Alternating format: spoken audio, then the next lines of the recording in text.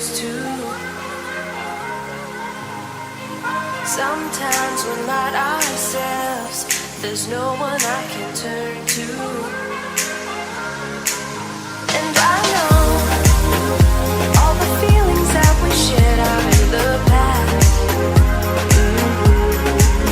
And I know your relationships are never meant to last. And I'll take some time, but I'll be alright. We're moving on. We're moving on.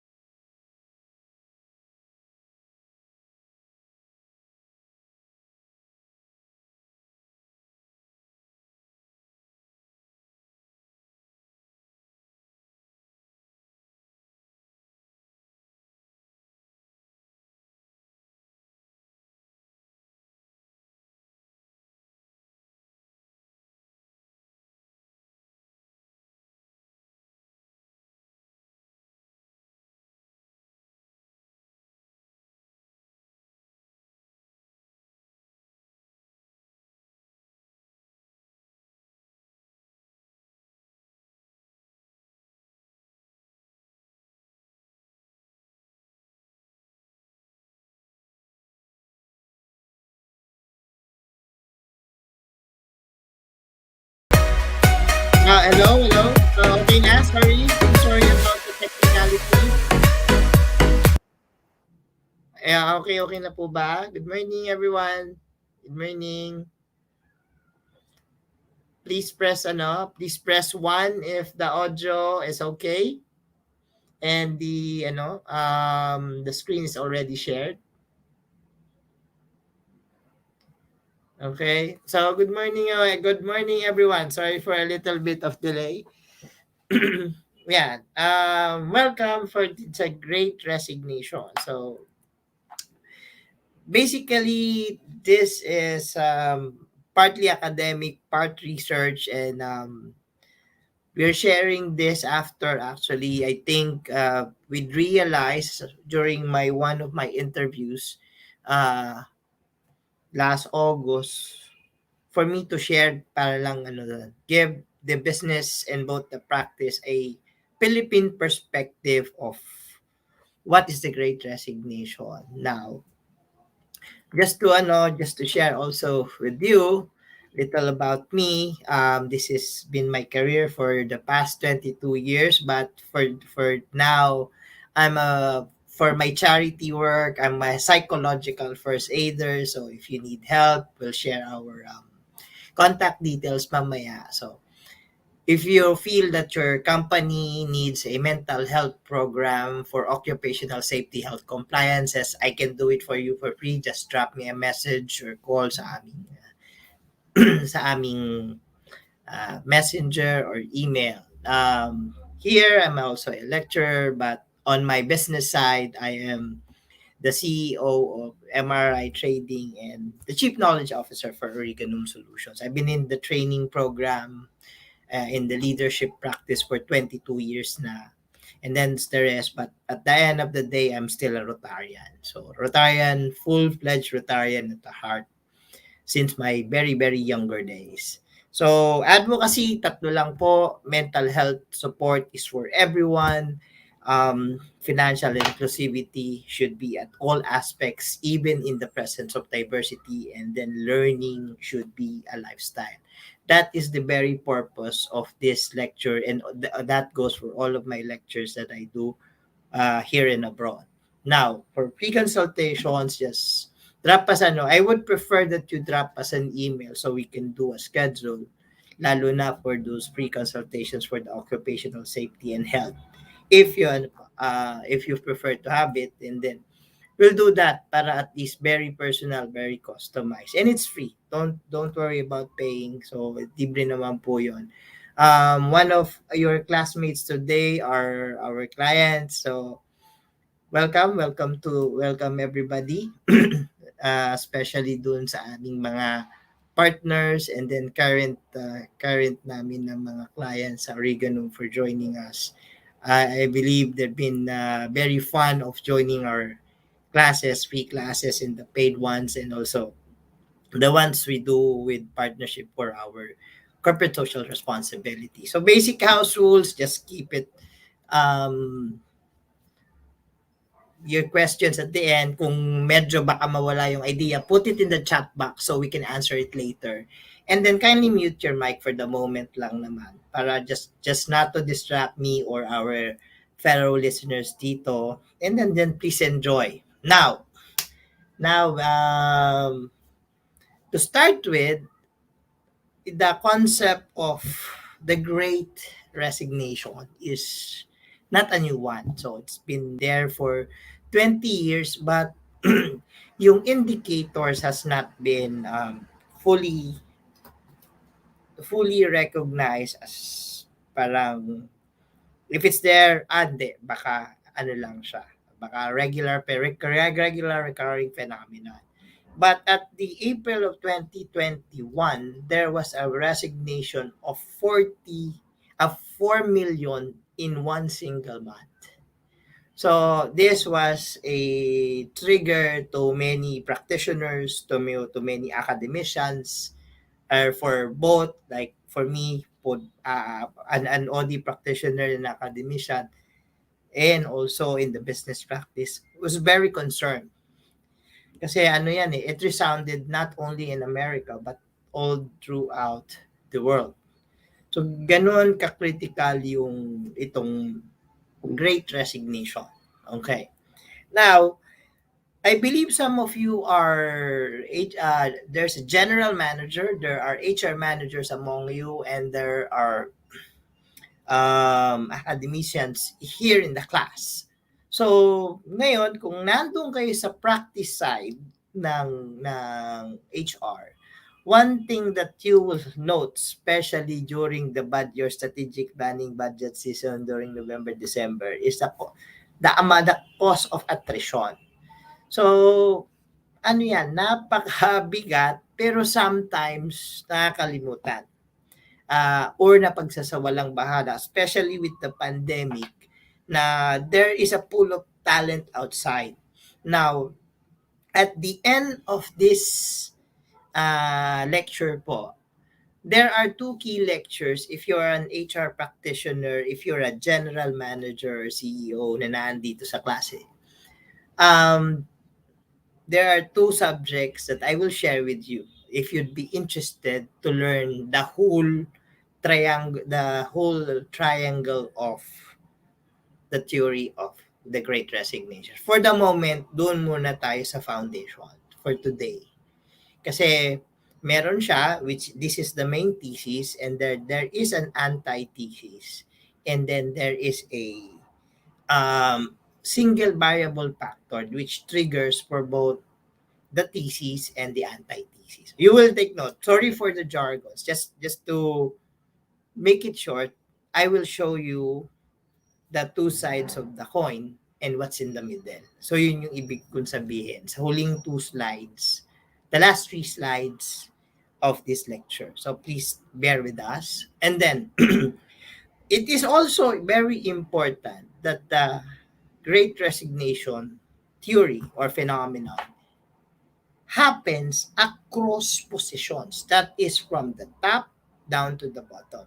Pero pinakamabigat siya between the middle managers going down to the rank and file based on our studies. Now, I will share with you some of the articles we have collaborated here and abroad. And then that's prior to the phenomenon of, that's after the phenomenon of April 2021. Kasi meron kaming tinitingnang indicator from 2020, but the most pervasive was the April 2021. Now, basically what's my objective? You have to understand its nature. Lalo na kung ikaw ay may-ari ng isang negosyo at ikaw ang HR manager o ikaw ang consultant for organizational development.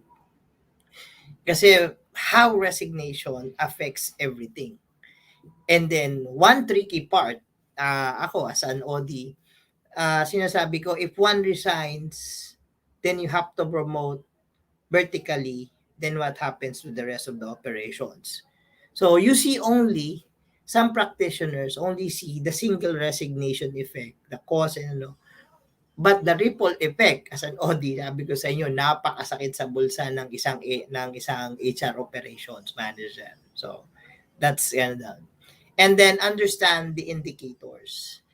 Kasi there's that tricky part or there's that gray area when it is. Pero just for purposes, because we're only given 2 hours for today, how to exercise the judgment call. Kasi walang rule of the thumb. And then, why people resign in numbers? Kasi single and collectively. And then, especially, kung kayo po ay nasa research practice also of HR, you will take note, there is a pattern, lalo ko sa Pilipinas, just to, save time. Why there is mass resignations after 13 months or why there are pre-COVID, why are there resignations after Christmas or January 2? Tapos, why do you do pre-hiring in December only to hire in January, but all of the costing was done in the November, December? But just to tinker your mind. So, para lang po maintindihan ninyo later what we are going to do for the next less than 2 hours. No? And yun kasi yung parting um, hindi ganong napagtutuunan. But the concern is its effects is rippling down up. And then what you see is the cause of the numbers, either uh, especially kung salesperson. If your company is in sales, lalo na kung sa medical ka ngayon, ang loyalty ng salesperson is to the highest bidder. And then, remember, in a salesperson, you hire him not only for his skills, but also his network that might sell your products or your whatever items you got. So very tricky. And then again, I want you to be very mindful of your decisions. Kaya nga ito, hopefully the lecture helps you along the way. Now, let me share you an article dated June 23, 2021. And remember, again, it did not came from me, it came from Inquirer, no? On ano to, although there has been a reaction to this, but nonetheless, I showed this to one of my lectures at the Philippine Marines, no, sa ating mga kasandalahan, that Manila, if you're here in Manila, it is the third most stressful city in the world. Pandemic pa. So, can you imagine out of the so many countries in the world, you're not number 3? And how does it affect the mindset of your employees? So very very critical po 'yon, no? Anyway, just to look lang. Okay. So yung ganyang yung organization mo is already suffering from stress. Now, one of the biggest effects of the pandemic is the issues on mental health. Remember, bihirang-bihira in a third world country, especially in a Southeast Asian country, who provides a mental health program in spite of the fact, in one of my discussions sa Army, yung sinasabi ko, merong mental health law. Pero how is it connected to the occupational safety health and how it's implemented? I don't know. But kaya nga andun tayo, ang inyong abang lingkod. We've been advocating that kahit libre, gagawan ko kayo ng programa. Ano lang natin, isulat natin, ipapel natin. Kasi because everybody needs help. Kahit man lang support system. Parang it's a small group just purpose to alleviate all of this. Kaya nga andun yung psychological first aid. So, take note of factor number 1. The stress caused by society and that stress that's hitting your work environment or your personal environment. Now, my interview, take note of the date. I was interviewed just for here, dun sa Limitless, but I mentioned already the Great Resignation phenomenon, but it was happening in the States, but there were indicators that some of the countries, especially Asian countries, is going to follow. Anyway, moving forward, there was a study, okay, one of our works, very recent, December 8, 2021. According to the research,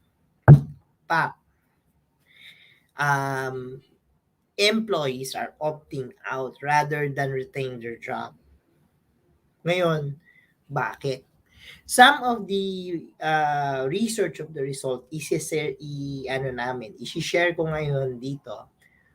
Although I have to warn everybody, we have proprietary rights, but nonetheless, G's of the research is being shared on this lecture. But take note of the dates: April, June, and this is December 8, 2021. Ibig sabihin, imagine that 4 million, it could have been so much more, because ano, but there's an antithesis which I will share at the last end, at the end part, sorry. What's happening at the actuality or in the grounds. Now, take note again of indicator number 2. Your employees is opting resignation rather than staying in spite of your counter offers. Remember, pre-pandemic, pandemic, you move people, less hours, created so much stress, tapos I have to move the number of hours, they have to adjust to you.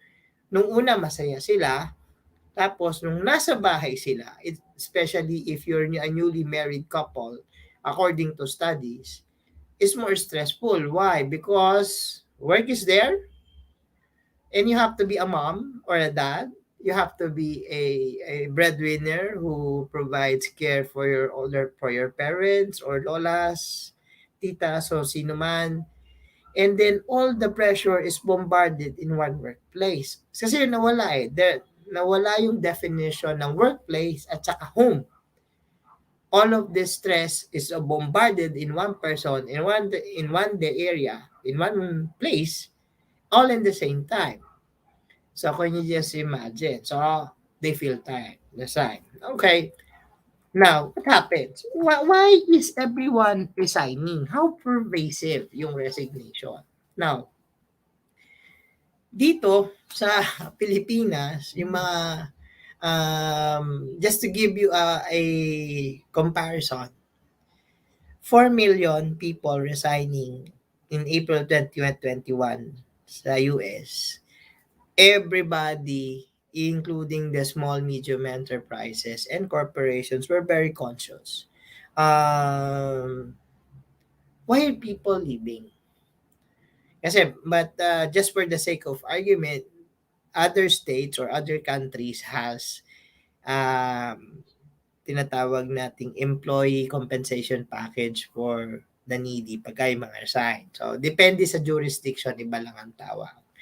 But, problem is, you see all of this people leaving the companies regardless of industry. So, paano mo nalalaman na paano mo nalalaman in a very, very superficial perspective?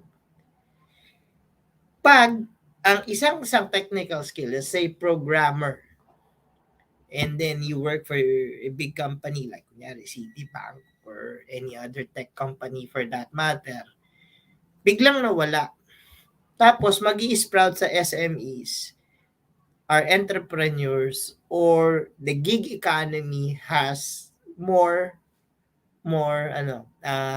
more technical skills available. Hinahanap dito sa side sa formal organization, maraming ino-offer na skill set dito sa gig economy. For those who don't understand the gig economy, just to in plain English, these are independent contractors who are selling these technical skills. Umalis si programmer dito kasi ito lang ang sahod niya. Let's say your programmer, just for purposes of discussion, is sumasahod na 50. Sa gig, tapos bawas everything, all the regulatories, SSP, pag-ibig, blah, blah, blah. He transfers to the gig economy. He got out, got tired, stressed, pop, because of the very tormenting boss. Wag naman sana. Now, he goes to the gig economy. Goes back to Citibank, not as an applicant, but, hey, boss, would you source out programming to me? Ang problema, ang dami ng programmer doon. And they're now, I'm asking now 100,000, hindi mo na kailangan magbayad ng thousands and so forth for a fixed period of time. Remember, this great resignation was born out of the so much stress or challenges in the workplace that the employee cannot take no more. Then he transferred to the nakatikim ng gig doon sa gig economy. Then he's now idea, so and so forth. Tapos, at the comfort of their own home, and they are the boss of themselves. So you see the two different things. Kaya nga ang kailangan ko, sabi ko nga sa mga ibang kliyente, If your leadership does not touch the culture of the company or does not resonate empathy in any form, you have a problem. You'll trigger so much, in spite of the fact that today is pandemic. Remember, level 3 tayo and there are indicators that we can even go to level 4 pagka umabot pa tayo na 60. Wag naman sana. Now, we're proposing, according to our studies, we're proposing 5 reasons for employee turnovers. So, and then at least the strategy to stop it. Now, we'll go by a little bit, tawag dito, I will just summarize the some of the very technicalities nito.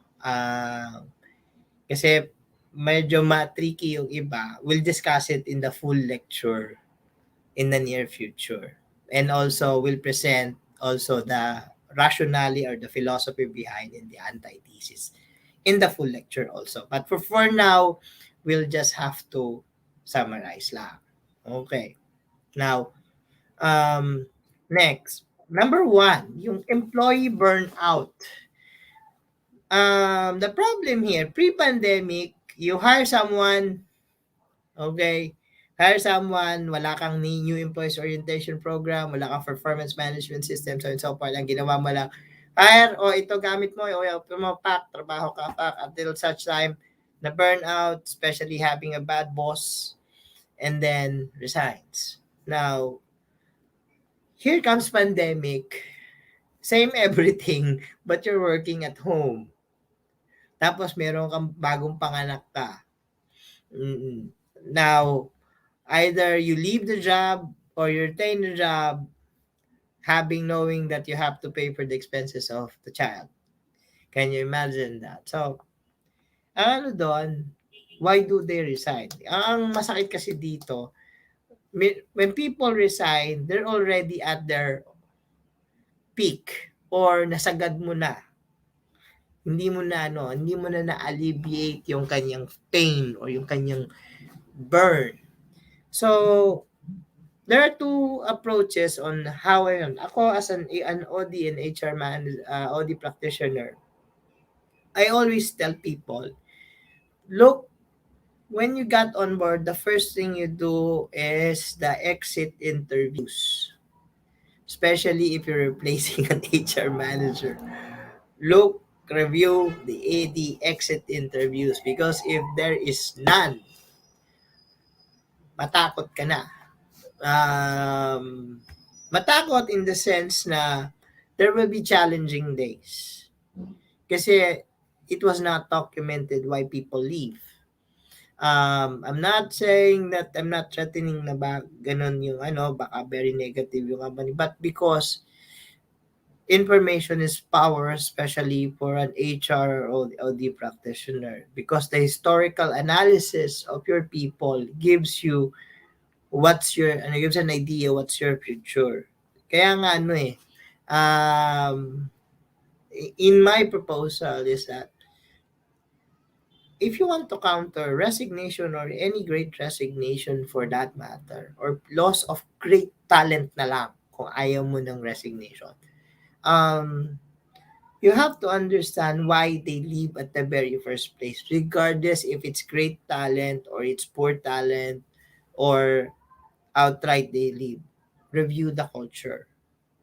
Kasi yung the exit interview tells you a lot. So, before it happens, that's if you got on board. If getting to see a lot of this, even if you're the HR manager, you're the GM, you're the CEO, take note. Did you have the time to walk among these offices, do a little Q&A, o kamusta ka?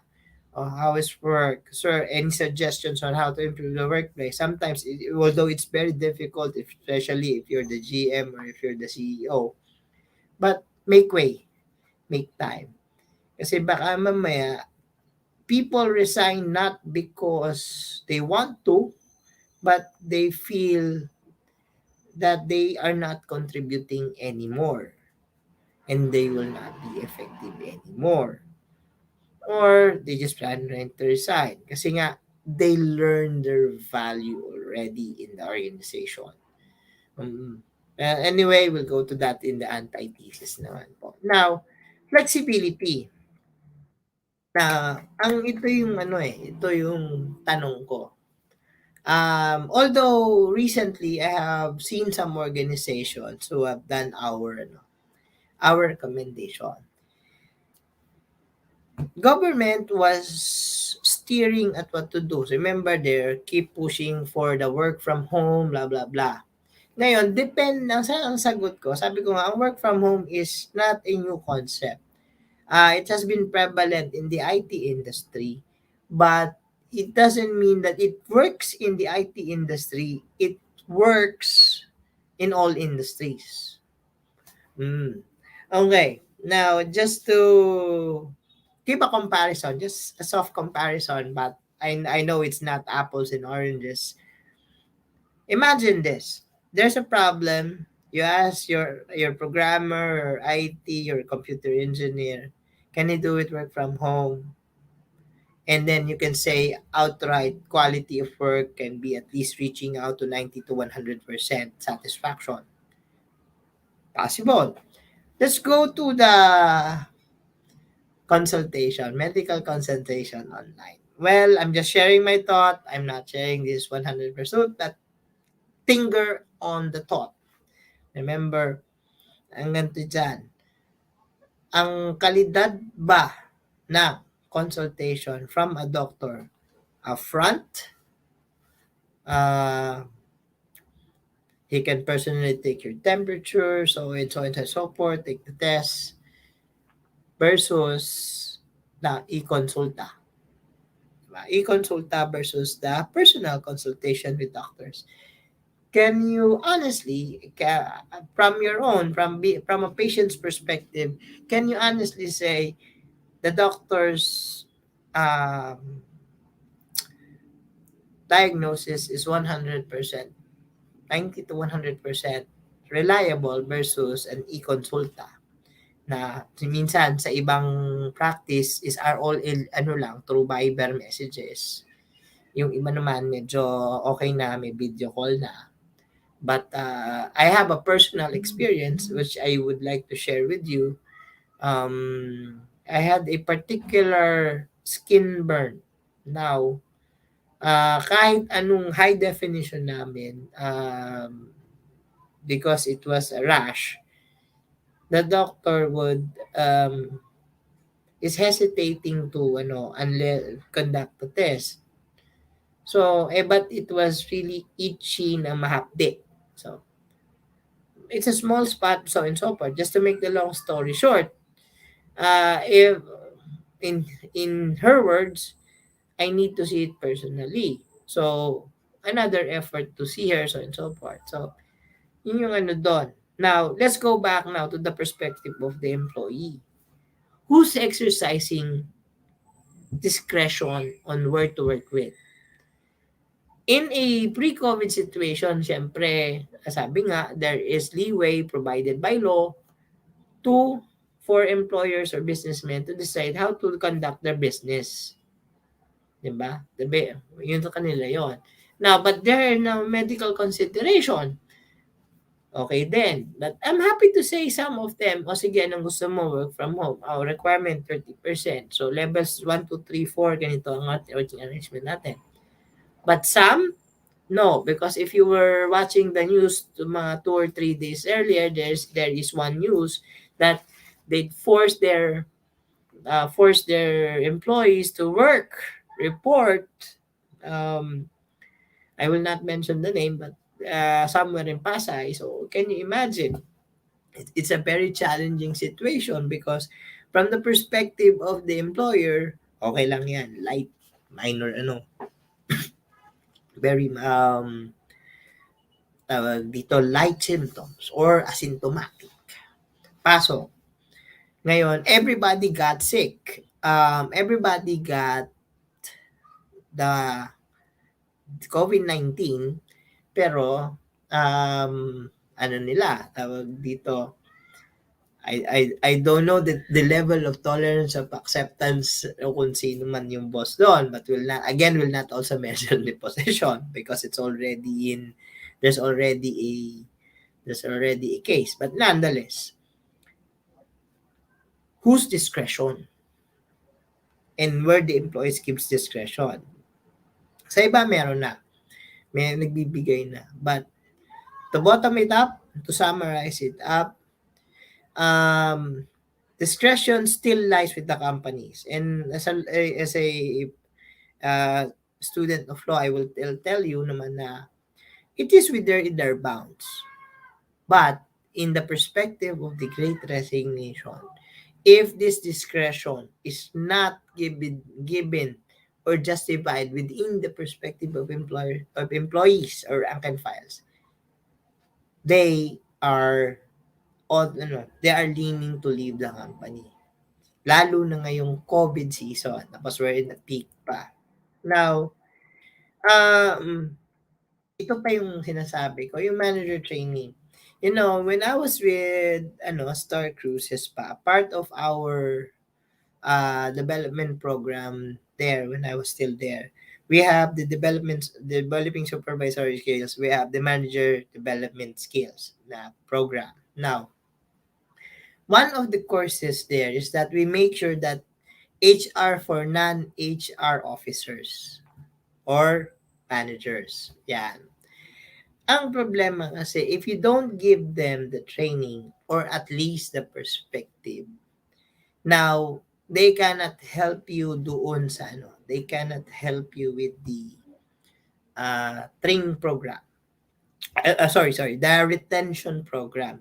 Kasi, if you are to just to give you a highlight, bakit namin napakataas ng transition pre-COVID pa yun sa cruise industry, because you have Royal Caribbean before we were transitioning to Dream Cruises at that time, and then all other cruises, big and small, no? So, yun yung mga medyo mabigat na kalaban namin. Sorry. Sorry about that.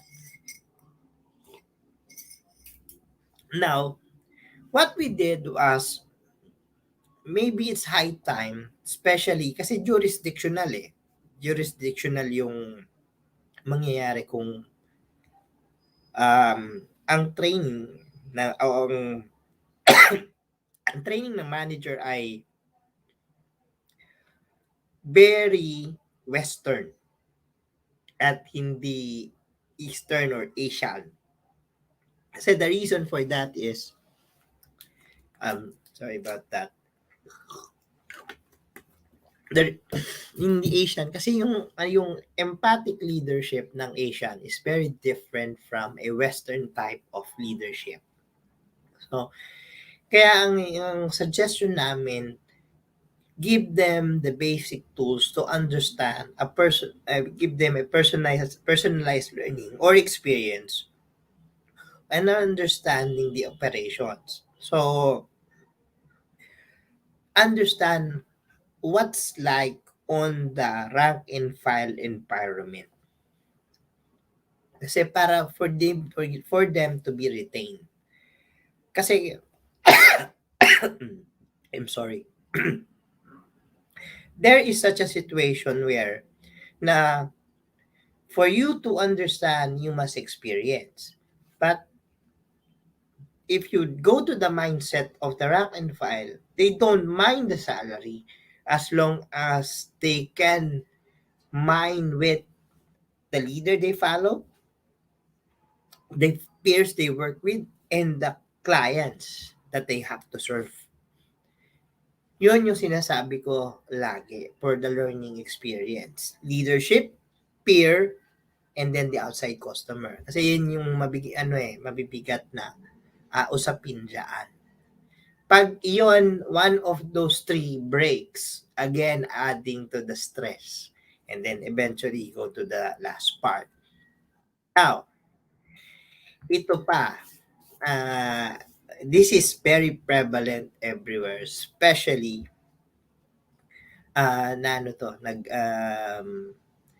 tawag dito, sa service sector, or especially those employees that you were retained during during the choosing of who is going to stay in the organization, o kung sino yung maiiwan. Okay.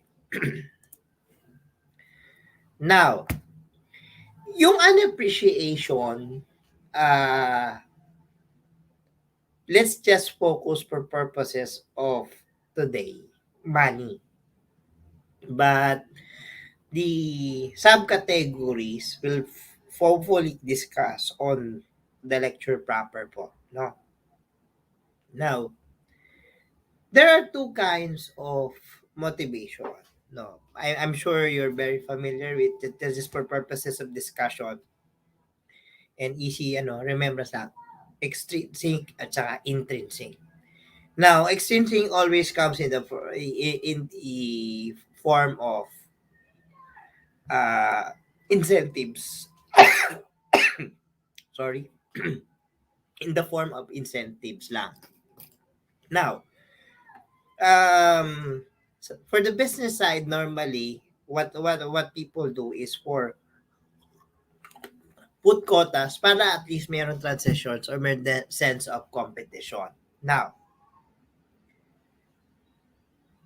let's go to doon muna sa choosing experiences. Now, depende doon sa kind of leadership that is being exercised, or yung style nung kung sino man yung immediate superior.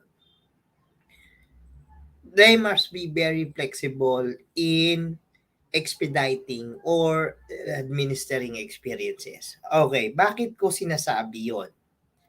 Kasi the underappreciation is a very, very volatile perception. Now, for a positive person, let's say the job requires more time, more focus, and then at the onset, kailangan sa iyo ng supervision. So, halimbawa, bagong salesperson, bago ka sa imaging business na equipment. So, what happens there? Naka-mentor ka sa una. Well, it's understandable, naka-mentor ka. But the question is, did you call? Did you call? O this, did you call everybody? Did you follow up? Did you do an email? Blah, blah, blah. If this was a negative person, the experience would be, I have a micromanager. Pack. Negative. But if this was a positive person, yung tinitrain mo, yung employees dyan, rank and file, he's challenging me to my potential, or he's kind enough to remind me. It might be sometime kumbaga sa asawa talagang naging ang dating. Sorry for the term, but would it be that way? But it's a reminder. To the positive person, it's all good. To the negative, ako, I'll leave. Now, but take note that everybody has a breaking point. So, what does it mean? Even the positive person, pag nasobrahan, magiging negative. And then, dalawa na yung negative person sa'yo. Now, dun sa negative person naman, micro, breaking point naman to positive is, you sit down with that employee and explain your purpose. So, positive to negative, negative to positive, there are two things. But at the end of the day, it is the leader, the manager, or the supervisor must realize that they are to go to this pace and be mindful of that pace of giving the experience to the employees. And then, ito yung sinasabi namin tulad sa work from home, yung giving your employees choice on how to do things. Kasi ano to very again, like I said, this is a gray area. So this an exercise of discretion on the side of employees.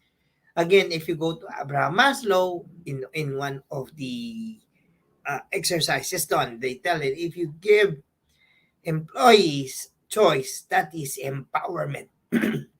So that motivates people kasi meron yan self-esteem na yun, creation of an environment of self-esteem. But now, I'll have to take note kasi baka naman na-abuse din. Ang ano lang yan, the other side of the coin is there's an abuse of discretion or abuse of trust. Yeah. Kaya ano doon, ang problema naman, pag hindi mo binigay, say what happens there? Walang tiwala si boss. Naku, hindi ako mag-grow dito. Paano ko magagawa ang trabaho ko dito kung micromanage ako? Can you imagine that? Now, I'm sure one of you might have those kind of situations, but nonetheless, you have to be very mindful. Kasi the problem with that, less exercise of discretion or the less empowerment you give to your employees is the chismis, the power of marites. Tsaka ni Tolits. Tol, anong latest? Mare, anong latest? Anong ibig sabihin ni Sir Mabs doon? Remember, in an organization like one of the great OD fundamentalists says that, sabi ni Margaret John, there is a informal organization and a formal organization which is more powerful than the formal organization itself in terms of handling the cultural values of the organization. Now, medyo mabigat yon. I'm sure it's very technical. Pero just to put it in plain language, mga kapatid, no, lalo doon sa ating mga kasamahan sa rank and file. Tropa pips. Yeah. Tropa. Okay. Bakit ka mo? There will always be an inner circle to a formal organization which goes across positions and ranks. Now, this is not to dismay or not to recognize the customs and values of each individual. Sinasabi lang natin, ito overpower. So anong katumbas noon? Anong ibig sabihin ni Margaret doon sa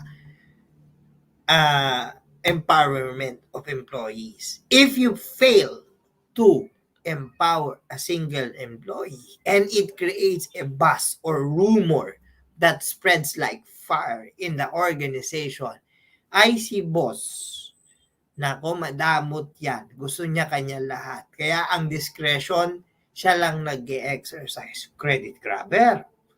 Next point. You're not allowed to your potential. Holding back. Ay, nako. Not allowing to express one's idea, especially if that is his job. Lalo na kung engineer yan. Nako, patay ka. If there's an exercise of discretion. And then, siyempre, that now travels within the circle of friends. It creates now a negative impression either of the boss, the organization, or the culture. So you can just imagine the ripple effect of an employee being underappreciated. Kaya if you're in shallow waters or unknown charters, just be very mindful of what you are doing. Unless you have been there and you recognize the culture already, which in one of my lectures, I always tell, remember, most of your employees are already millennials. Tapos, in one of my lectures, together with Bloomberg, no, sabi namin dyan, may bago ng classification of generations. There's Gen X, younger millennials, older millennials, Gen Z. So the most people who resigns are the young millennials, old millennials, especially Gen Z, because they have their longest staying power or low terms of employee loyalty is only 3 years. Well, that is backed up already by many studies, but it's up to you. It's up to you to recognize. Kaya nga, nire-remind ko sa mga kapatid nating HR practitioner, sa ating CEO, our GM, in my lecture with the CEO and HR managers branding, dyan kasi papasok yun. Yung lalo na yung unappreciation of employees kasi GM or CEO or president, you're in the execution, the culture fitting is your HR manager. So, who fits the job right? Kaya dapat laging blending the leader and the executioner, especially in the people. So, next is yung drive recognition. Um, if you have read Stephen Covey's 7 Habits of Highly Effective People, you will take note that he uses the word we instead of the word I. Now, how he does that, he does not recognize himself, but work is recognized through a team. No? If you have read the book of Jim Collins in From Good to Great, the enemy of good is great. So if you want to have great employees, you have to create a culture of recognizing the great. They may not be the very best of what they do, but they are best with working with whom they work with. So doon, very important yun. Kasi babalik tayo doon sa number 2 at saka yung principle doon, yung inner circle. I can work with this team. But if you are hard-headed employees or liabilities, na identified liabilities in the team, you have to again work that out. Kaya nga yung unappreciation is a very, again with my word, volatile. Very volatile, and you must recognize early. Now, current studies and especially the new ones for the last 10 years, we had been focusing on diversity, especially a few months ago there was the Women's Month, no? How are you now? Let me sidetrack a little if I may ask lang, no? Just for purposes of um, a simple question lang. May I ask Ma'am Rojani Salvador? Okay. Ma'am, if I may ask, just put it in the chat box just for purposes lang po of the discussion. How many woman leaders in your company? From supervisor pataas. Sa chat box na lang ma'am para po makita. Are you available ma'am? Miss Rojani Salvador? Paki-chat lang po sa atin kung pwede. Ma'am Rojani, if you would indulge my question po, just for everybody to see, how many leaders out of how many positions? Top managers yon, 3. Thank you madam. Out of ano po yan ma'am? How many leadership positions po?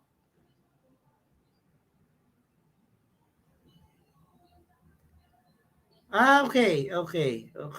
Thank you ma'am, thank you very much for participating. Now, if you will take note, most CEOs now is starting to be led by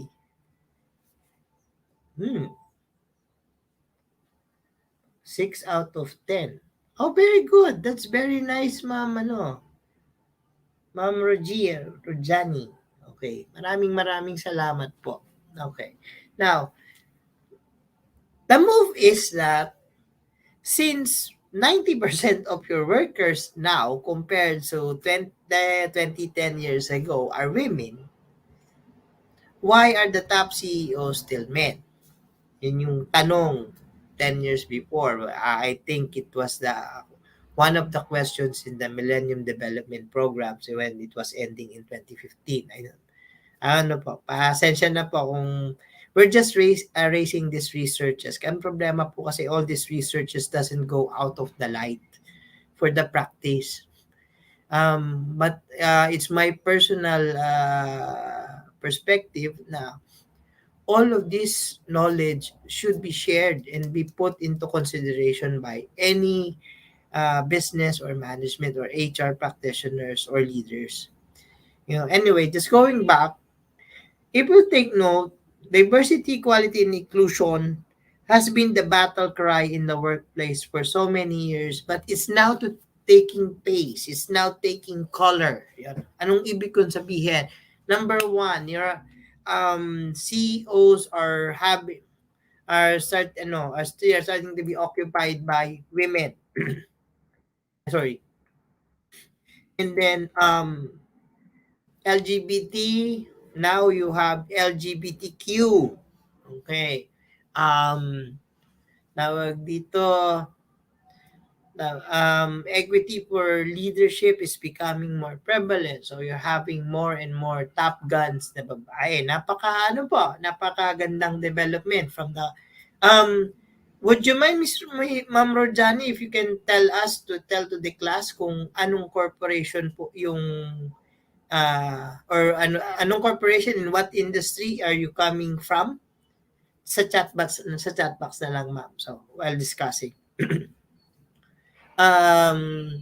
It tells us that innovation in terms of leadership, equality and equity in terms of opportunity to lead is becoming prevalent na. So that's very nice, no? Okay, again, let me just see lang po. Blossom o manufacturing. Thank you again, ma'am, for sharing with us. So it's very nice to see that women is now more than half, more than 51% is leading a printing, which I think dominated also by male before. So it's very nice, very, very nice development. Okay.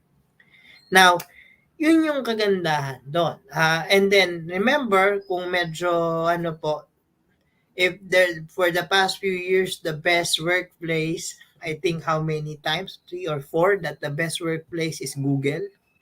It's like a home in the office na but syempre hindi naman sa lahat pwede. Ang doon is that opportunities are being given. No. Now, you have to really examine your motivation on reviewing your employees. Kasi nga at the end of the day, a resignation is a cost. Very costly thing for not only for HR but all for the whole organization.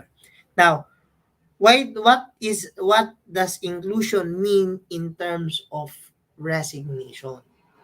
Okay? Kasi in terms of opportunity, who decides who, and then who decides to include anyone? Now, let me take you back a few years ago. I guess it was, if not 2019, 2020, the youngest programmer of Apple is a 16-year-old. Inclusion. Programmer po gumawa ng app. Not for Android or not for any other platform, but for Apple. Why do I emphasize that? Because remember, as Apple is still recognized as the most secured ecosystem for programming. So I can just imagine that. Steve Cook didn't look at the age. He looked at what he can do. He looked at regardless if he's Indian. So anong ibig sabihin? Inclusion thus negates, number one, your sexual preference, your age, and your nationality. Kaya nga work across borders. Yun ngayon siya. Work across gender, work across reference, work across age. Why? Because at the end of the day, these are your combatants against resignation. So you have to, again, examine your motivations. How do I do that? How do we do that in Origanum? How do we do that in MRRI? Alam niyo po ang philosophy po ng Origanum. I'm very happy to share with you and MRRI. Very, very simple lang po. Don't forget the word human in human resources.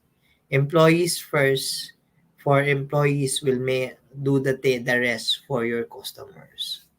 So ano po yan, isa po yan sa mga ginaya namin or sinusunod namin na filosofia from Branson, the founder and CEO of Virgin Group of Companies. Simple, but nonetheless, I'm just sharing with you, you might want to look at it.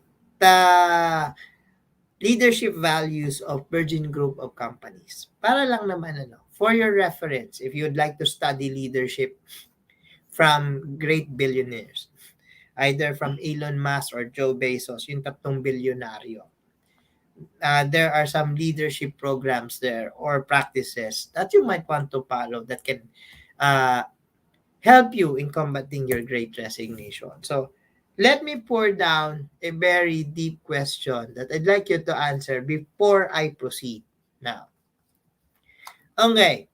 Now, just for purposes of discussion, let me take a gentleman. Okay? So, just to even the playing field. Dahil I'm happy to say that dominantly my students today are all women. Sir Ferdinand. So, in your in your own words, Tagalog, English, wala pong tama o mali. What is your great resignation or how is your company addressing your yung inyong retention program sa kumpanya? Sa chat box na lang po, sir. Sir Ferdinand Santos. May you indulge sana yung aming katanungan. So, anong programa para mabawasan yung mga resignation currently doon sa ating current company? Sir, Ferdinand. Blossom. Okay. Sir, okay, while discussing po. Now, you are just using the great resignation kung for purposes of the lecture today. But let me put it in a HR context. How are you addressing attrition?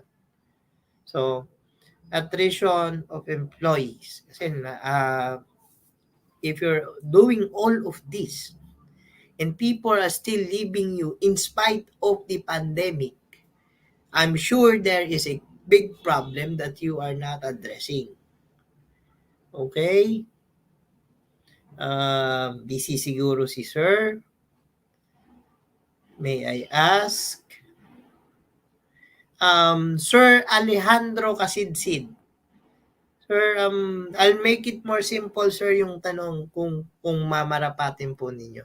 Ano po ang ginagawa ng inyong kumpanya to address the attrition rate or the current number of resignations in the present?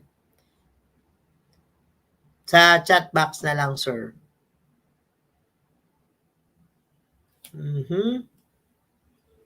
Let me see that. Good morning, sir. Yun, thank you Sir Sir Ferdinand Attrition. Oh, that's very nice, sir. Sir Ferdinand, from what company po and industry? The same goes for Sir Alejandro. From what po? What? Mm-mm. You are an HR manager, sir, or HR director, Sir Alejandro?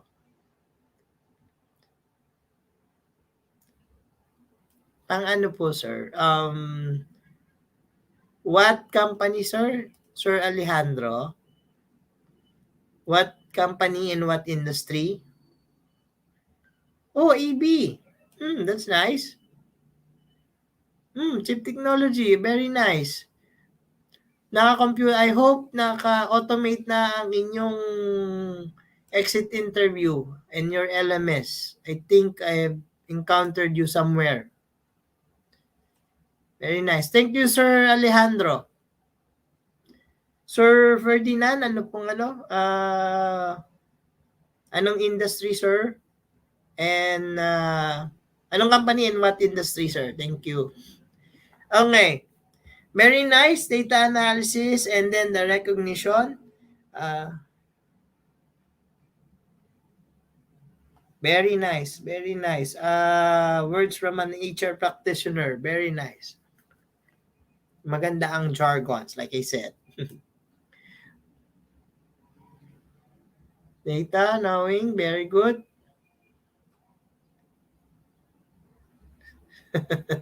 IBM. Ano po, very costly po ang IBM, sir. But I've already worked with them. But nonetheless, it's their proprietary. So, hindi natin pwede galawin. Anyway, now, hindi ako lalayo. Let's start with my companies I own. So, ano dyan? So, Great Resignation, awa ng Diyos. I haven't had resignations because of, I guess they hated us. No, no, no, no. Siguro out of our 2 years, even it's pandemic, we have only one resignation out of the 250 employees for MRRI, and no one from Origanum, from what I know. As far because I am also the HR director for the for Origanum. But nonetheless, so just to share with you our best practices, number one is that we have this.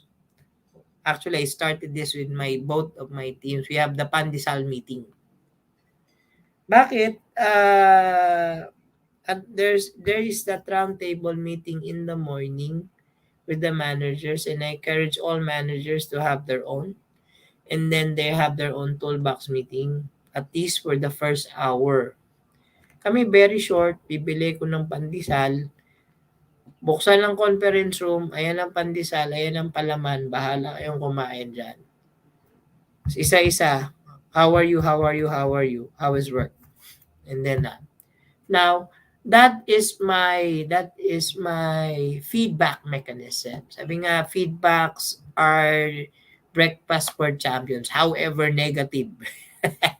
That's my favorite part, however negative. Kasi at the end of the day, I asked them, then how would you resolve it if you were in my position? Then I give a yes or no and go.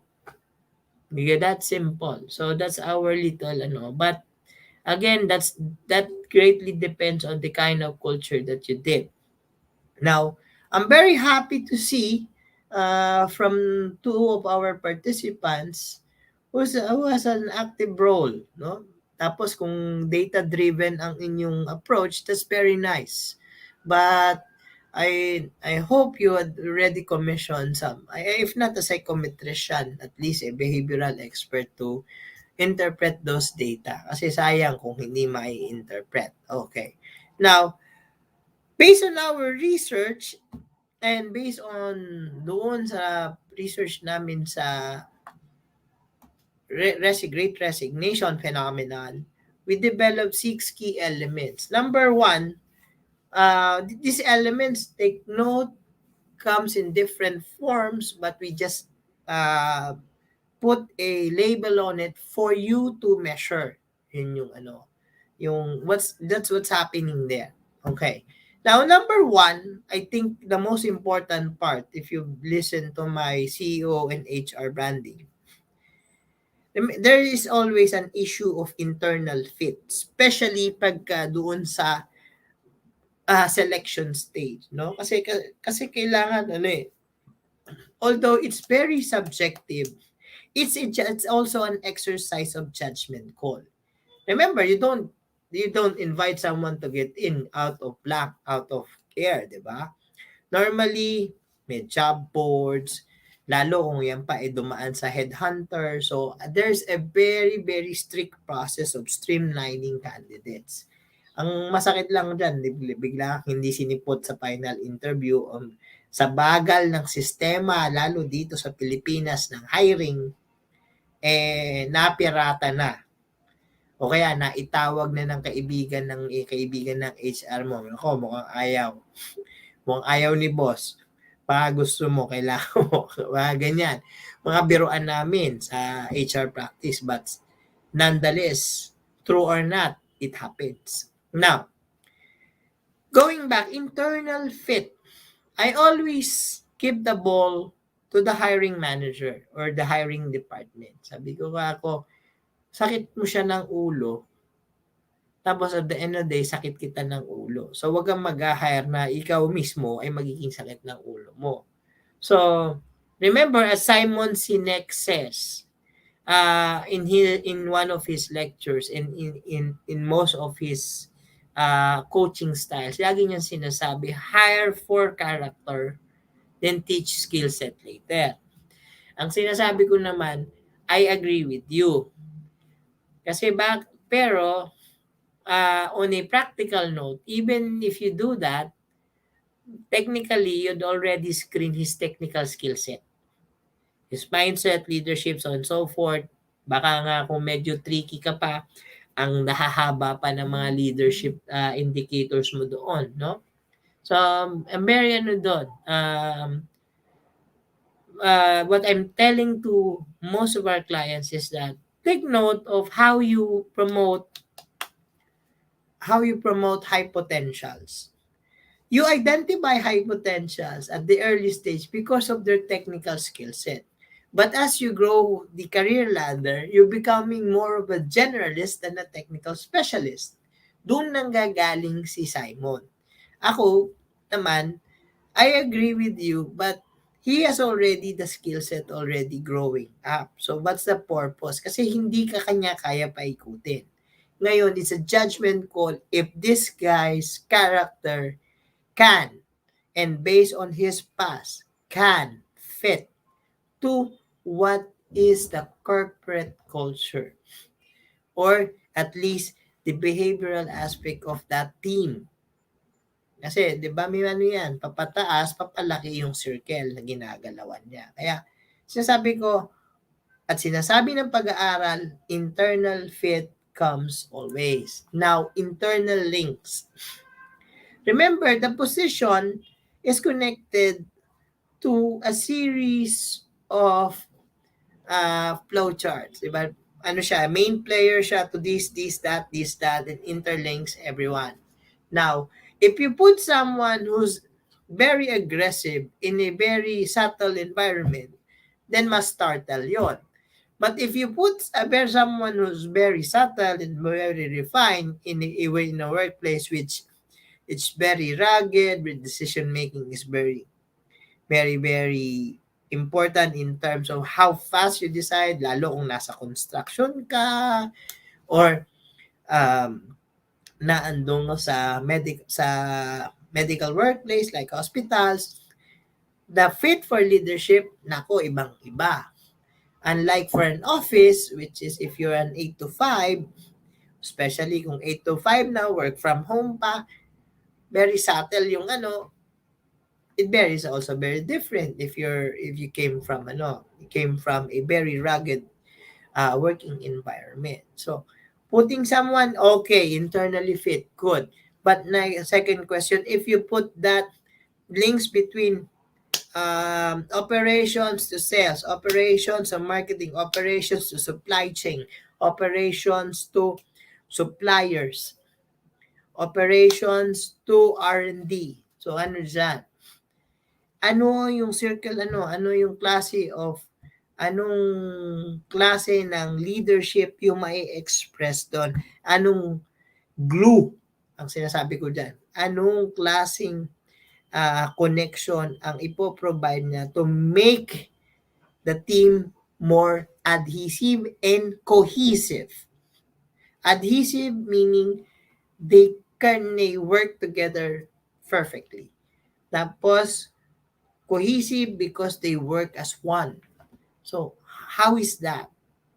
Andoon. Remember, at the end of the day, these are all speculations. But again, sabi ko nga, these are judgment calls. And then, based on your policies, procedures, your previous hiring processes, or if kung medyo maganda-ganda, meron kang rubrics. Sinasabi ko nga sa mga kliyente naming HR manager, sa mga GM, lalo pa nagpapaheadhunt sa amin. We must create your own rubrics per position para hindi na lang hindi na mahirapan yung kung sino man si HR manager mag-hire. Kasi at the end of the day, maganda sa papel, maganda sa background check up, maganda sa reference, pagpasok, dispalinghado. Tapos started to barking orders, either he's a dictator or a laissez-faire leader, then it blunders the corporate culture, patay. Useless. So, yun yung mga tanong. So, again, the only thing to secure all of this is put in already your rubrics or your policies and procedures in hiring. But nonetheless, to take consideration of the internal links. How does he affect the output through these relationships, internal links? Now, remember, everyone, especially sa resignation, there is always a sacrifice. Ako sinasabi ko nga, sa isang resignation, ang nakikita superficially, ang nakikita mo is a loss of person. But being a CEO myself, what I see is not only loss of the person or the talent, but also how does it affect sales, how does it affect time to retrain, hire, so on. Again, meron ka na namang almost good to one salary costing for resignation kasi may 30 days so and so forth pa. And then, who's going to take place? So, ibig sabihin, yung inyong talent pool will be affected because someone has to take his job. And then, it means also one person has to take do two jobs in one day, which could be, again, result to inefficiency or ineffectivity of the person. But in the other way around, it's an opportunity for that guy. So, ano yung cost? Tapos, yung internal cost mo, are you willing to sacrifice? O sir, bakit pumasok yung word na are you willing to sacrifice? Now, sorry. Currently, there are two major practices that being done but in order to save the operation per se. Number one, yung favorite less costly ng iba, hire someone else from the outside. Kaso, let's talk muna, the positive effect. So, mafe-fill in mo agad. If you can manage to hire agad, very good.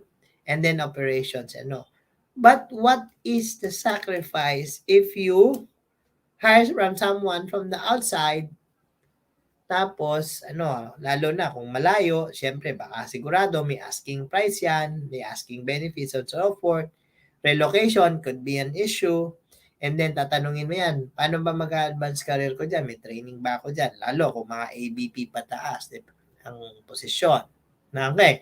Now, what's the more important sacrifice? It is the morale of those under him. So, yun siya. So, yun yung nawala. Isang whole team ang madedemoralize unless something very good na lang tong taong pinasok mo from the outside or he brings something in that could gel the team easily. Now, look at this one. Look at this part naman. If ang kaso mo is you now internally hire and promote someone going up. The problem now here is that yung vertical movement in any study that will tell you ang ripple effect niya at the onset, at the beginning, there is morale. Na-promote siya eh. Ay, kaya ko na pala. Tak. 2 goes to 1, 3 goes to 2, blah, blah, blah, up, etc., etc. Okay. Problem is, now, yung inyong recovery time for operations. Why? Because if 2 goes to 1, let's say for 4 positions, 4 leadership positions, high potential 2, 4, 4 to 3, 3 to 2, 2 to 1. Na-fill up mo nga yung leadership positions because of one resignation from a higher up. Now, ang masakit doon if everybody resigns and then up. Or may vacuum, walang 2, walang 4. Na nilagay mo nilang kagad si high potential kay 4. Tapos wala kang pang 2, nilagay mo na si 4 kay 3 ay sa position ni 2. So what do I mean by that? If you move everyone up, the first thing you sacrifice aside from the cost is now there is a disruption in your process flow, regardless of whatever process flow is that. Now, recovery time will be much more difficult because one, he has to adjust to his current position. Two, he has to mentor 3 and 4 for the position. And then, pinakamabigat if you have to mentor a high potential who was not yet prepared for or formally prepared for the next higher position. So, those are those internal sacrifices. Now, yung external outfit, ano na naging to? Although we mentioned earlier, in order to save time, ang mabigat dito is yung culture fit. Ano ba yung kanyang pagpasok? And then, syempre, level of acceptance. Ang karaniwang problema to, if you still remember what happened in the case of Steve Jobs after his death, Cook has to come in. So, dyan, and remember, in the case of the Yahoo Group, when this lady CEO came in, ano yung mga pagbabago na ginawa. So, you can just imagine from an email company to become a technology or now they're selling BPLs na kasi. Anyway, I'm sure sila CTO are aware. Now, what's the point if you get someone from the outside? Yung external fit is a normal recourse for most HR practitioners kasi it's easier, it's faster, especially with the help. Now, pagka ganun kasi ang problem, there is already an indicator that mahina ang succession management ninyo or succession management plan. It does not exist. Lalo na kung close corporation yan or family corporation. That's a great challenge to a company. Na they always get this expert from outside but if they do not fit to whatever local culture that the close corporation has, now it becomes a problem. Bakit kamo? What role he does affects everything on Kasi remember, especially sa mga CEO, if you hire us, we have already our own systems management in our skill set. So, if we go inside to a company and we're asked to join them, syempre, even if I study all of this and everything, there is always that science that I will put my systems and processes in how you operate. Yun yung ano doon. Yeah, sabi ko nga, yung external fit is it's a very technical thing, but it's a practice. It's not a new thing in the HR practice to hire a expert from the outside. Ang question na lang is how does it fit or how does it contrapelos your current practices, especially the culture. Mabigat na issue yan, pero it happens because it's the easiest way out to fill in a void. Now, the question is, you filled out a void, but did you create a problem or did you create a resolution?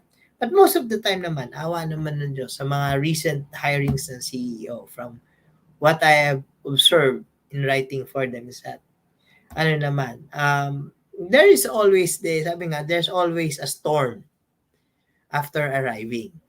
But nonetheless, it will mellow down. Even tragedies has to end. So later on, they will have a fit. Ngayon, kung talagang matagal lang, masyadong nagtagal, maybe it's high time for the management committee or the chairman or the board to decide again. Okay, now external links. Kasi ang pinakamaganda naman, if you're bringing an outsider, is whatever, especially pag salesperson. Yun yung inaano ko. Or like the technology guys. Because my brother works for one of the biggest banks in Australia as a system security administrator. So I'll not mention the bank. So anong ibig sabihin? If you bring in an outsider for purposes of whatever, like for my brother, security, no? In a bank, remember this is one of the biggest Australian investing banks who has great investments dun sa especially somewhere here. I'll not mention the name. So what's the purpose? If you hire someone from the outside, part of that helping you from the resignation effects, yung external links. So what do I mean by that? Based on our research, if a resignation occurs, dapat natuto ka na yung next hire mo creates a safety net in the future resignations. Kasi one way or the other, people will leave you on their own discretion or by reasons other than that. So, ibig sabihin, like death, accidents, COVID, or whatsoever. Ang dyan, dapat natuto ka na. You have learned from these processes, you have learned from this phenomenon that you have to create your own safety nets. And your hires should technically create one of those safety nets, external links. So, ano ibig sabihin? Probably, just to share with you with my actual experience, okay, hired from outside. I came from the Academe. I joined the third largest cruise line in the world. We produce our own LMS, learning management system. We produce our own performance management system. Syempre, at the end of the day, if there were opportunities, I went back to the Philippines in 2015. Back, may LMS na, may performance appraisal system na, may performance management system na. If you hire this, do you leave a legacy? Okay, kung ikaw yung HR manager, ikaw ang nag-initiate ng ganitong plano, do you leave that legacy? Bakit? It saves you time. Mag-resign man yung compen ben, yung training officer, or your HR assistant, the system is already there. You had an expert. You had, they provided that external links. Well, just is for purposes of sample, and that is just my actual experience. Now, if that fits to your work or your business, why not? Kaya nga sinasabi ko lagi, you have to review your process flow, your process improvement, your policies and procedures, because all of this with this prevention programs helps you minimize, if not hopefully make it very less yung effects ng mga great resignations. Kasi normally happens, right? Resignations happen before Christmas, after Christmas, and the first 15 days of January and April, especially when payment of taxes and when ITRs are ready. So, in the Philippine setting po. Bakit? Tingnan po ninyo, reviewin nyo yung mga resignation, mga kapatid, especially in your organization. You will find the same pattern, especially for Filipino culture. Really depends, but it's just a matter of period. Now, ano naman yon yung yung external sacrifices, no? Na you have to look. Yan. Now, would you get someone really from the inside, or can you manage really if someone resigns? Ang problema, if a group of people resigns, kasi yun yung gusto mong iwasan, yung group of people. Resignations on an individual note is a natural common thing in a organization. But if a circle of friends resign outright in the same manner of commune time, or pag sinabi kong commune time, they all resign in one day or they resign in a series of dates, you have now a very, very big problem. Kasi bakit po? Part of your resolution is yung part of your resolution, if you have sub-offices, like if you have an office in Hong Kong, or like in my case, before our office was in Hong Kong, but ROHQ was in Manila, there's an office in Malaysia, and then we take away the ROHQ going back to Malaysia, na binawasan doon, syempre may redundant, so and so forth. And then we were asked to join Malaysia. Can you do that? Especially, lalo na kung merong geographical change depending on your operations. But kung Philippines, kung within Manila, okay pa. But if it requires you to go to Visayas and Mindanao, that's another challenge, or are willing to relocate. Remember, transfer of people creates an issue of resignation, especially, buti na nga lang ngayon, may work from home. But the good and bad effects, that's for another discussion. Are you willing to relocate or pay for the relocation of some of your employees? Kasi may psychological effect yon, especially kung family person yung i-relocate mo, especially kung ang relocate mo naman ay breadwinner, but not so if this is a single young, tapos critical yung position. Kung managerial position, remember, it's based on trust and confidence. It comes with the job. But if it's a technical position or a rank and file position, which is very territorial or geographical in nature, can you manage this guy out of the place? Or they're working from home and they're in their office and not in the offices, or something like those. What are you really sacrificing? Their belief, their tolerance. Remember, di ba, ano yan eh, tolerance is a form of permission. Ngayon, how long they can tolerate. Kaya nga, ko dun na sa pinakita ko sa inyo, if you still remember, Bloomberg is saying that they are rather quit. Our study in Bloomberg says, we'd rather quit than stay work from home kasi very costly. Now, what does this mean?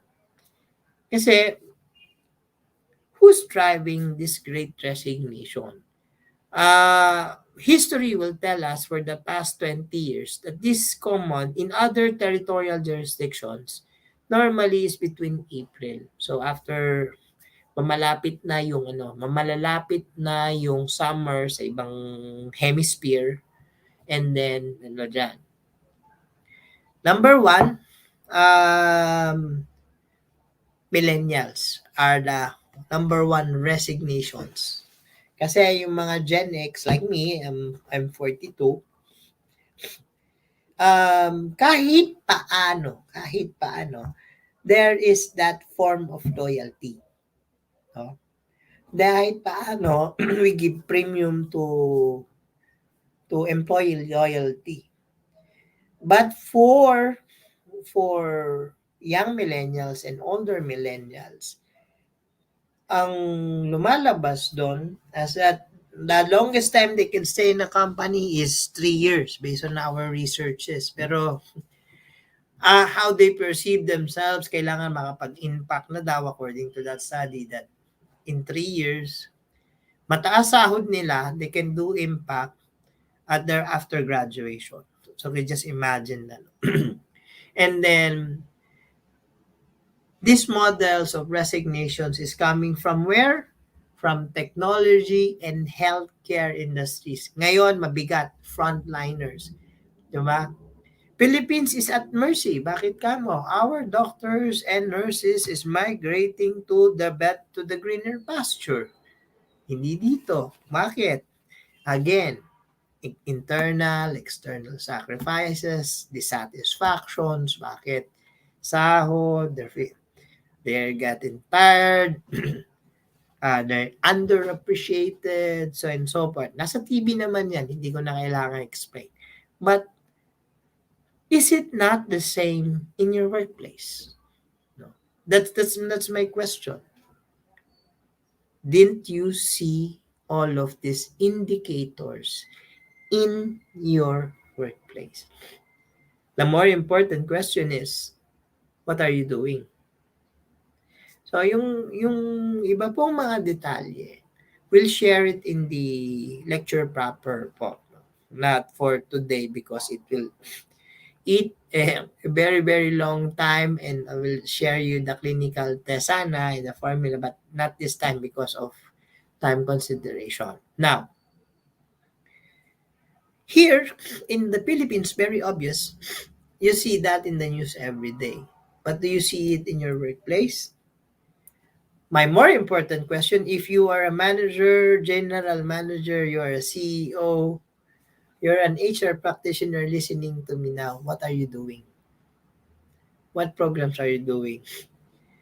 If you are the chairman of the board or you're a board member of the board of trustees, my question is, what have you done to review your policies? Kasi by this time around, I hope you'd recognize how costly resignations are. Kasi phenomenon is there. Sinasabi na nga, ano na lang yan, it's a matter of concentration where this few months is happening. And then with the heightened alert for Omicron, we have 34,000, I guess, yesterday afternoon. And if it goes 40, 60 by the next few days, wag naman sana, knock on wood. And then, eventually goes to level 4, wag naman sana. Level 5, wag naman sana. Would you think that there would be resignation in your organization? Or you're confident enough to tell me, sir, kaya namin yan. Walang magre-resign sa mga tao ko. Can you honestly say that? Yun yung tanong ko. Now, there's no fool proof. Yun lang ang masasabi ko naman. There's no foolproof na resolution to that. There is only a degree of prevention that can be done prior to that. Kasi again, your culture tells me how resilient your organization is in terms of retaining people. Kasi makikita po sa polisiya, sa programa, and how do they do their feedback. So, I'm happy to see that some of the participants today have their systems in place. Ang ano lang is how they are utilized or the information. Kasi pagka hindi, medyo mabigat. Now, I'm very happy to see what ano kanina. Kasi what I'm recommending with all of these learnings, no, in our researches, you must be data driven. Kasi, di ba, ano na eh, buti nga meron ng CRM ngayon eh. Di ba? May mga CRM softwares na, ang problema, there are 3 indicators why they having issues on retention programs. Number 1, quantify the problem. So when you say quantify, what percentage of resignation do you have?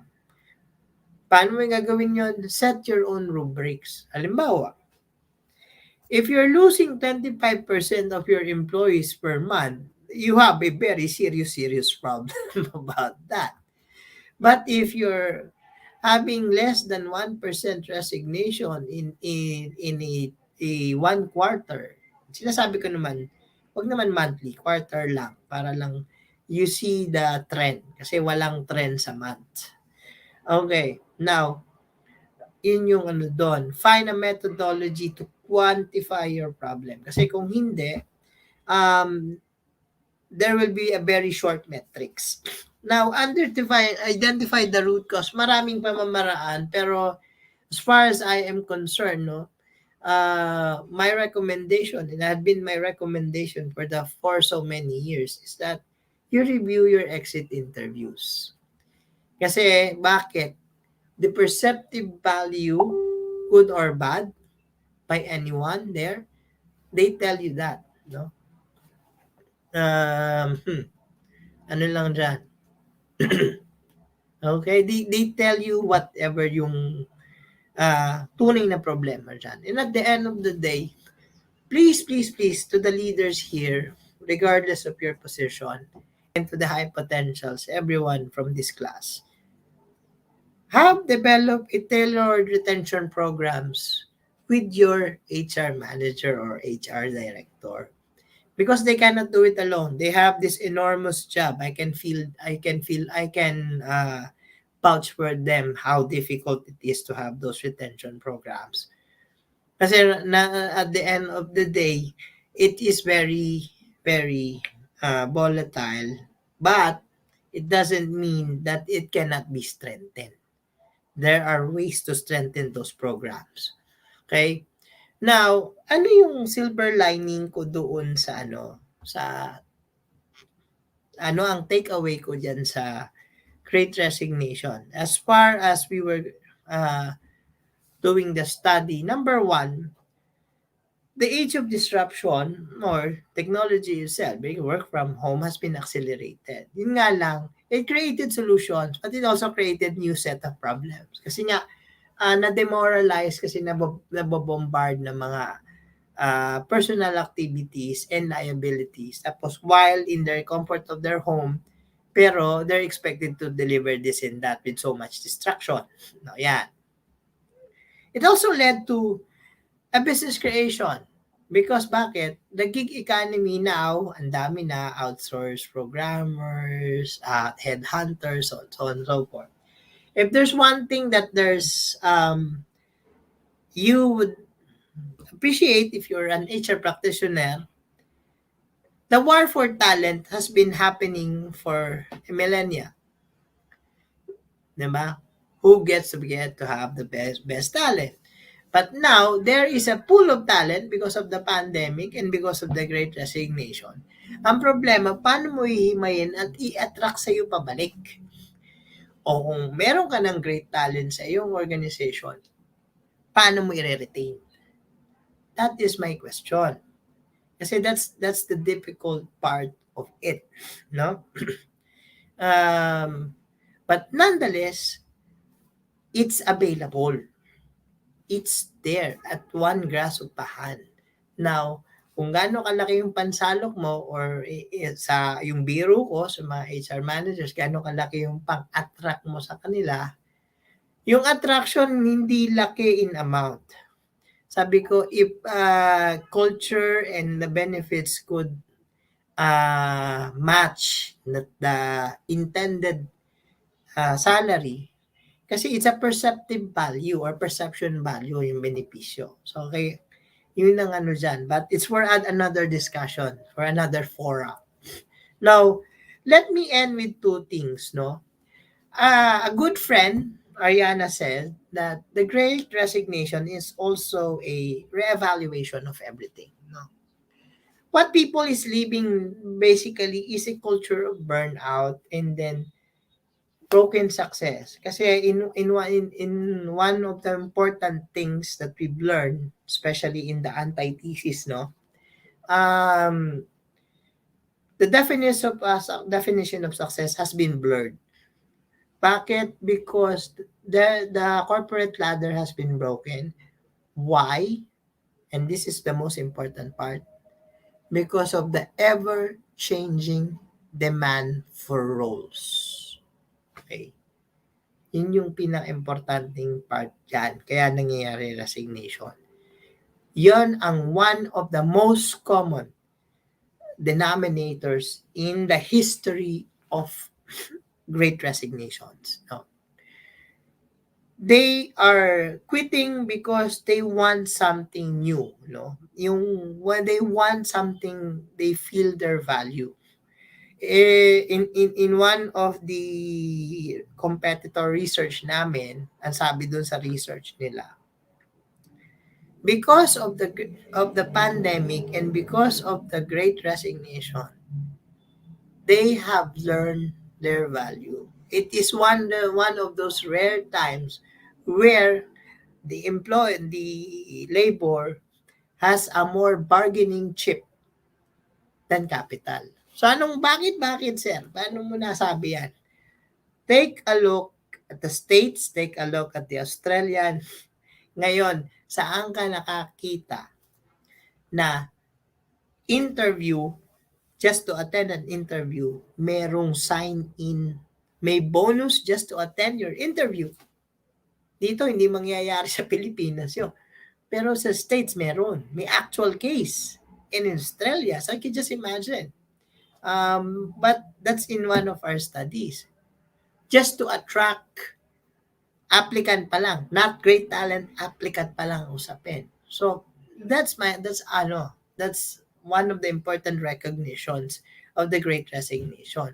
But what I am tell you, but this is for another discussion, be aware of the antithesis ng great resignation, where employee loyalty is no more. Okay? Ano yung sinasabi ko dyan? Sa mga kasing edad ko dyan, I'm 42. My seniors before, there was this golden watch. The golden watch is given to those who has worked in a company for more than 25 years. I have seen faculty from big universities. I will not also mention the school. Gold ball pens, Mont Blanc ball pens, which I always dreamed when I was teaching. No, they were given to those who have served the school, the company for so much time, more than 25 years. Ngayon, wala ka na makikita niyan. Bangkarote na, zero. So, that's a different lecture, but very good for your HR managers and your general managers. Okay. But, we'll launch hopefully in the future. Take note of that. Why is employee loyalty is not valued anymore by corporations? The antithesis. Now, yung if you'd notice, we have our second lecture for the 27th. If you would like to focus, if you are in the HR or the organizational development practice, we have the stress and time management in the new normal. We're doing this on the 27th. If you have time, please come and join us. We'll do our lecture there. This is a lecture proper for. It's a 3-hour class. Please join us. Now, this is our communication. If you have any questions, you'd just like to We have our FB page, Origanum Solutions. Drop us a message. Opo, there's a link shared by our admin. Please link lang po doon. Drop us ano lang po, mas preferred po namin yung email, especially for the OSH, Occupational Safety and Health. If you'd like to ask our help, it's free. Ano lang po, para lang ma-track down namin. So, I hope you hope have the time. Ang ano lang na now, I'm opening the floor for any questions. Please drop it out doon sa ating sa ating chat box. Admin, please take over. I'll stop the sharing so I can see the chat box po. Okay. Admin, pa-take over lang po nung sa sharing so I can see the chat box. Okay. Sir Nolly, thank you. Thank you for attending, everyone. Thank you for attending. I'm opening the floor for any questions, guys. Please.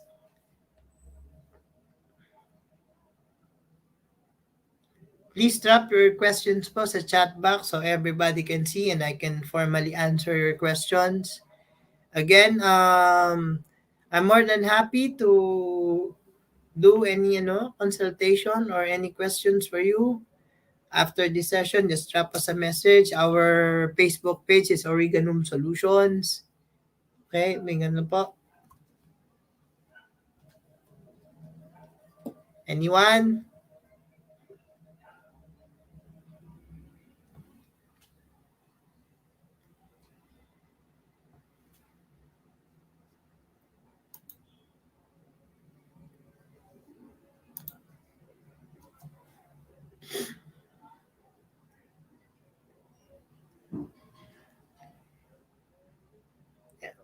Sure, no questions, guys.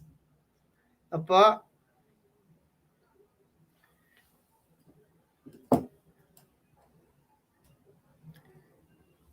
Okay, hypothetically, just for